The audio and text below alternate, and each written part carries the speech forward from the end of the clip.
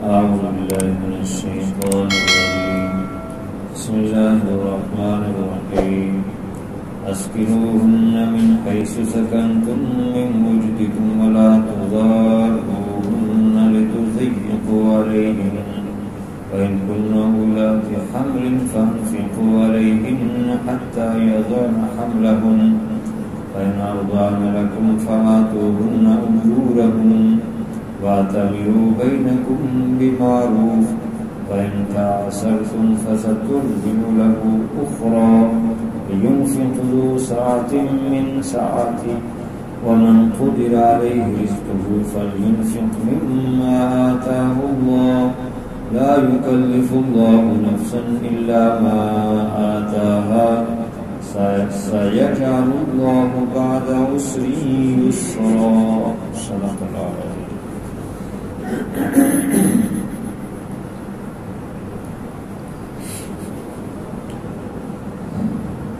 پیچھے یہ گزر گیا طلاق کے مسائل میں کہ عدت کے دوران ان عورتوں کو جو طلاق یافتہ ہے جہاں تم رہتے ہو ان کو بھی وہاں رہنے دو، ان کو نکالو نہ.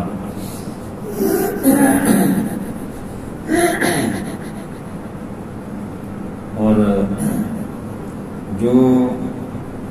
جن کا خامد فوت ہو جاتا ہے رہائش کا مسئلہ ان کے لیے نہیں ہے، یعنی جن خواتین کو طلاق ہوتی ہے ان کو رہائش اور خرچہ دینا یہ مرد کے ذمہ ہے، لیکن جن کا خامد فوت ہو گیا ان کا خرچہ اور رہائش کسی کے ذمہ نہیں، کیونکہ خامد کی وراثت سے اس کو وراثت ملے گی، وہ اسی وراثت سے ہی اپنی خرچہ وغیرہ پورا کرے گی. البتہ جو طلاق یافتہ ہیں، چاہے وہ طلاق رجعی والی عورت ہے یا طلاق بائنہ ہے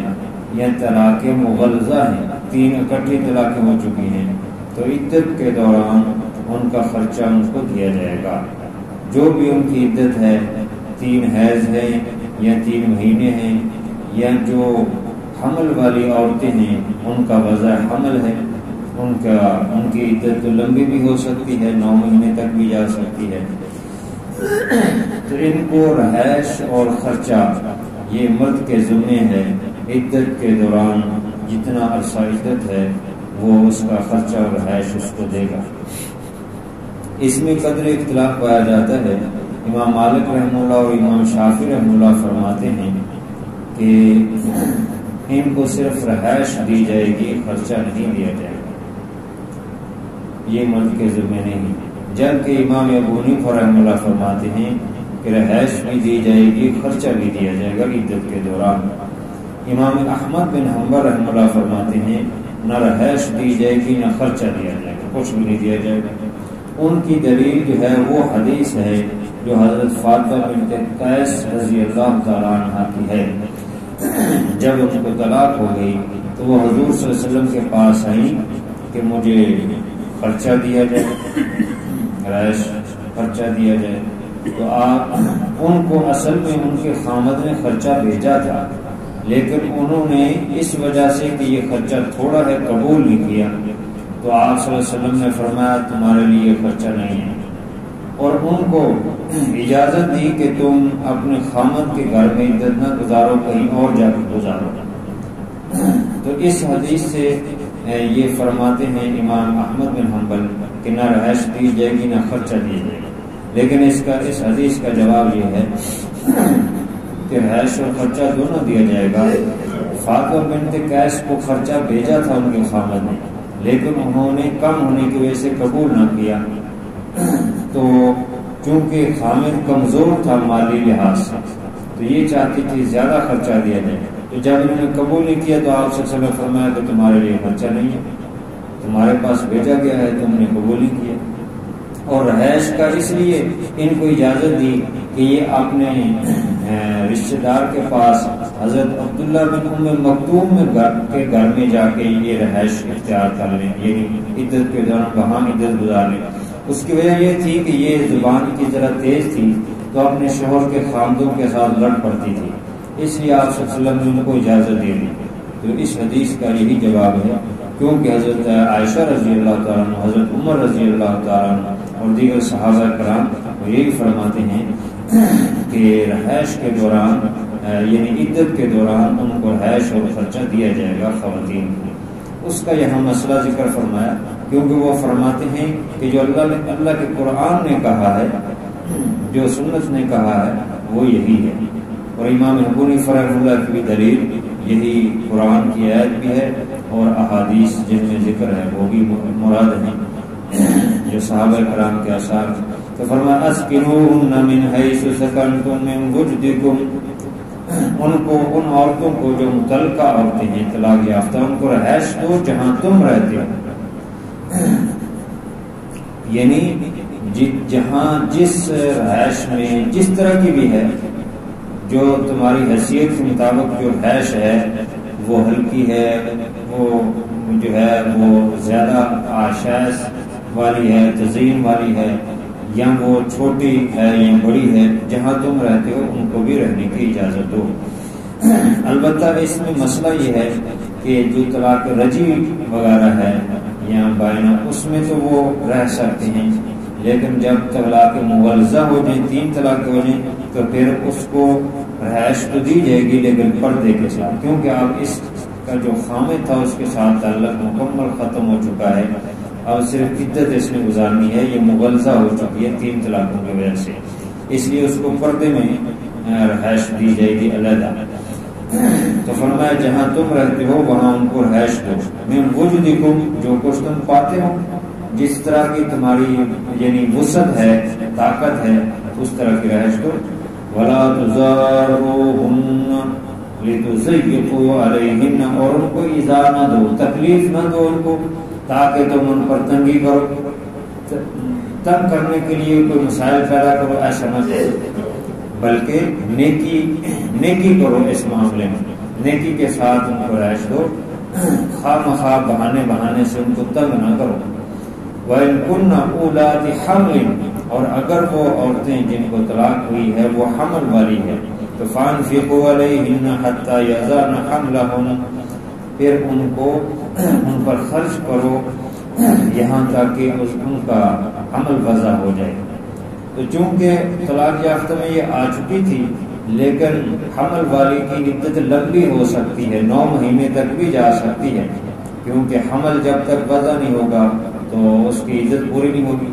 اس لیے خاص طور پہ علیحدہ سے بھی ذکر کر دیا کہ خامد کہیں تنگ نہ آ جائے کہ ان کی عدت اتنی لمبی ہے، اتنا خرچہ ہمیں پڑ گیا، رہائش پڑ گئی، تو یہ اس کے ذمے ہے، اس لیے علیحدہ سے ذکر کر دیا کہ یہ دینی پڑے گی رہائش. باقی رہ گیا کہ اگر یہ جو حمل والی ہے تو ظاہر ہے اس کا بچہ ہوگا، تو اس بچے کا جو دودھ وغیرہ دودھ پلانا ہے اس کا بھی ذکر کر دیا. جو طلاق یافتہ ہیں ان کے یا ویسے پہلے سے ہی بچہ ہے اور طلاق بعد میں ہوئی ہے اور وہ دودھ پینے کی مدت میں ہے، 2 سال کی عمر سے کم ہے، تو ظاہر ہے 2 سال تک دودھ پلانا ہے. تو اب وہ 2 ماہ کا ہے، 6 ماہ کا ہے، 10 دن کا ہے، تو جتنی بھی عمر ہے 2 سال سے کم، اس کا دودھ پلانا، اس کا خرچہ کون برداشت کرے گا؟ بچے کا دودھ پلانے کا. اس کا ذکر فرما دیا فَإِنْ أَرْزَانَ لَكُمْ فَآتُوهُنَّ أُجُورَهُنَّ، پھر اگر وہ جو بچوں کی مائیں ہیں وہ دودھ پلائیں تمہارے لیے، یعنی تمہارے بچے کو،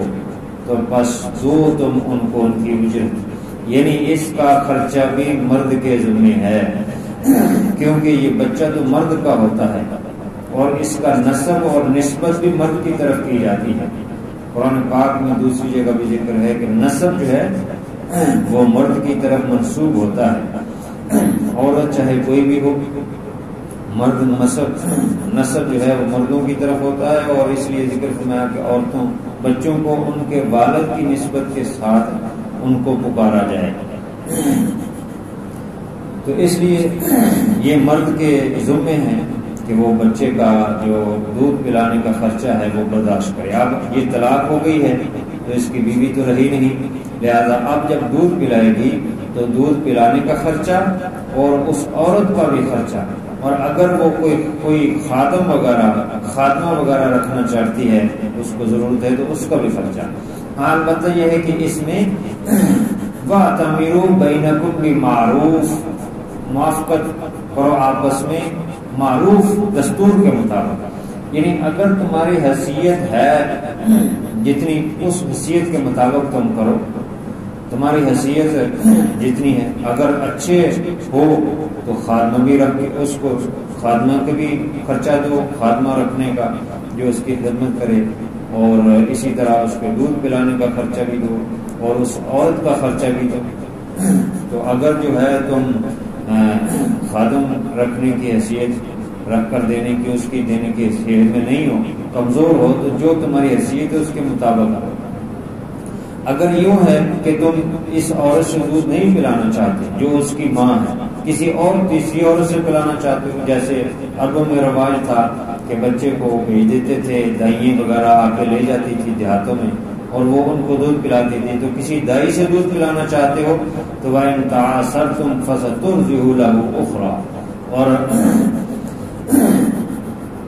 اگر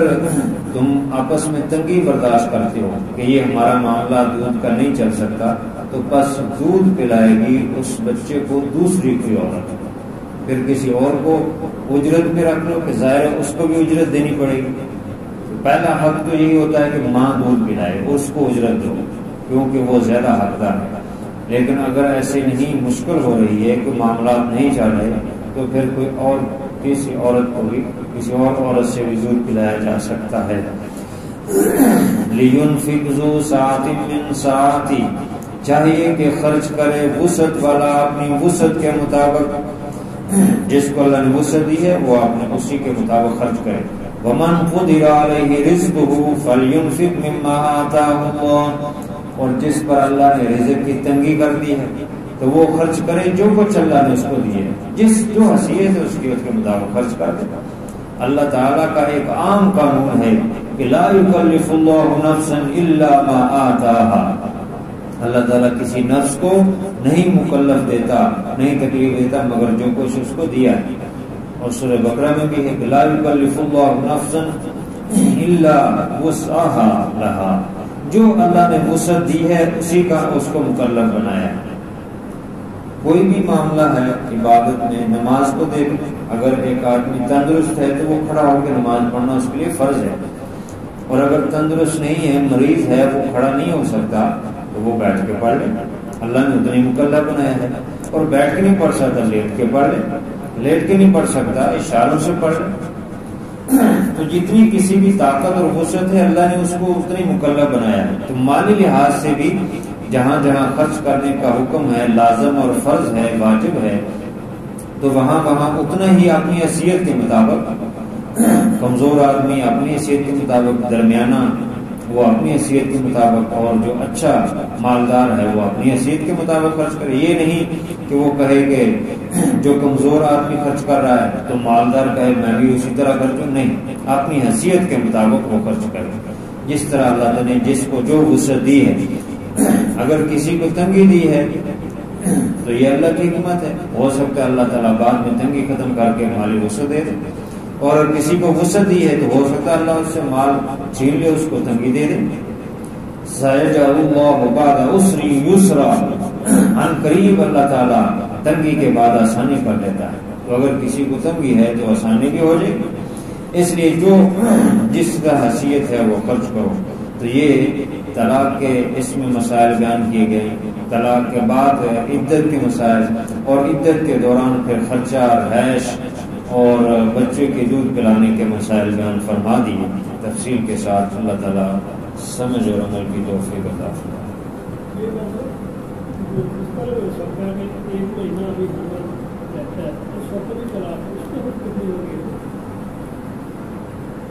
ایک مہینہ، ہاں، اگر 10 دن اس کا عمل کے رہتے ہیں اور 10 دن پہلے طلاق کی تو 10 دن کے بعد عدت پوری ہو جائے گی۔ ہاں، چاہے 2 دن بعد وضع حمل ہو جائے تب بھی عدت پوری ہو جائے گی۔